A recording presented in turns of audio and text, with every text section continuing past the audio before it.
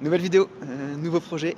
Donc là, je suis en route pour le notaire. Je vais signer dans quelques minutes.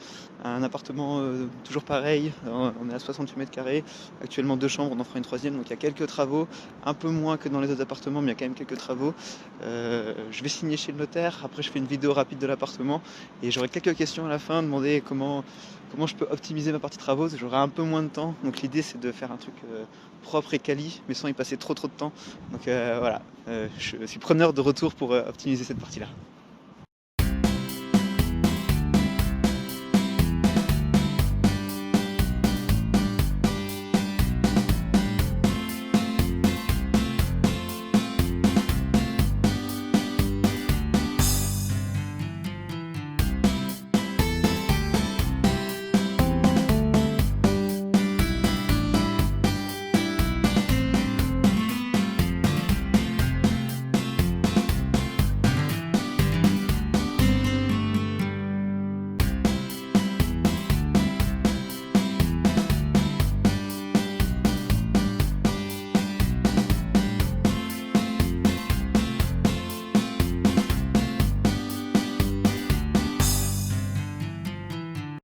Dernière partie de cette vidéo, la plus importante pour moi, les points où je suis pas sûr, où je suis preneur de conseils.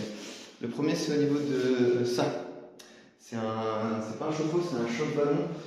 Et a priori, niveau puissance, c'est pas terrible, dans le sens où ça va pas très bien chauffer l'eau. C'est ce qui va être utilisé pour l'eau chaude, toute l'eau chaude, donc douche inclus. Et le propriétaire me disait que ça va faire des fluctuations de température, c'est pas extra.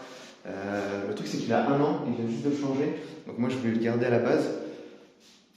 Voilà, maintenant je me pose la question, est-ce que je le garde? Est-ce que je mets un extra plat ici à la place? Bon, ça fait un coup en plus, mais peut-être qu'au moins je serai tranquille. En plus, ça m'évite de prendre un abonnement de gaz, ça m'évite de le faire vérifier tous les ans. Donc, je vais peut-être l'enlever. Ça fait un peu plus de plomberie. Voilà, je sais pas, faut que je réfléchisse. Ça, c'est le premier point. Le deuxième point, c'est au niveau hop là, du carrelage. Donc là, on aura la cuisine, donc c'est pas un problème. Mais le carrelage est partout. Voilà. Ici, il y a du carrelage aussi, il y a du carrelage et du carrelage. Ce carrelage-là, il n'y aura pas forcément de meubles. Ce sera plus la partie utilisable avec la table. J'ai pas envie d'enlever le carrelage. C'est beaucoup d'efforts. Après, si j'enlève le carrelage, il faut que je retravaille le mur avant de le repeindre, de recarreler derrière.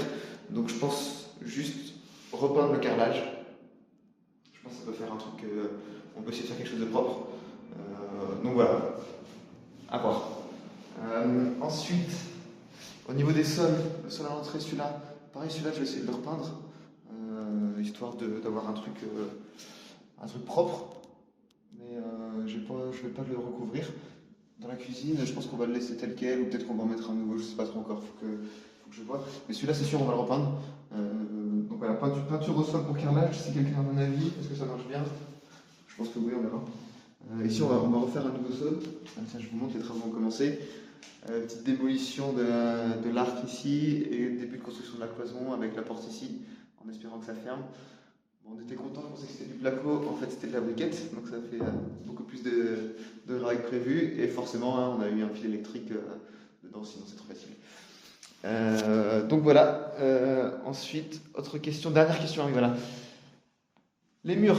Donc les murs, le proprio m'a dit, qu'est-ce que vous allez faire des murs? L'ancien proprio, je suis le proprio.